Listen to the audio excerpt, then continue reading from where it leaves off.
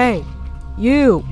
Are you? You or a loved one was diagnosed with mesothelioma. Just kidding. But for real, are you considering or currently playing Alice Madness Returns? Are enemies dunking on you in every possible way? No need to fear, the umbrella is here. If your umbrella is glitched out on PC, stick around or fast forward and I'll show you how to fix it later. The umbrella is used mostly for defensive purposes and can be found after you talk to the Hatter about his missing parts. And some parts are missing. First, you have to blow up some walls, put a bomb on a pressure plate, and take an elevator to the roof. The umbrella floats down from heaven right around here. While the umbrella is mostly used to block any kind of incoming attack, its other and more fun use, in my opinion, is to deflect and reflect, like this.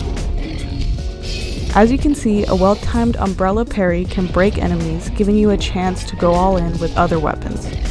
The umbrella can deflect and reflect from any direction too, as long as you're not facing completely backwards. Also, fun fact, you can actually defeat an enemy called the Bitch Baby with only the umbrella. It's also an achievement you can get. This clip isn't my gameplay, it's this creator's, but I just wanted to show you what it would look like. Now, if you're playing on PC, you may experience the dreaded umbrella glitch. This isn't game breaking as you can still dodge, but the umbrella is still useful to have. To fix this glitch, you can do one of two things. 1. Connect a controller via Bluetooth or plug one into your PC. Or 2. You can change the button mapping or bindings on your keyboard.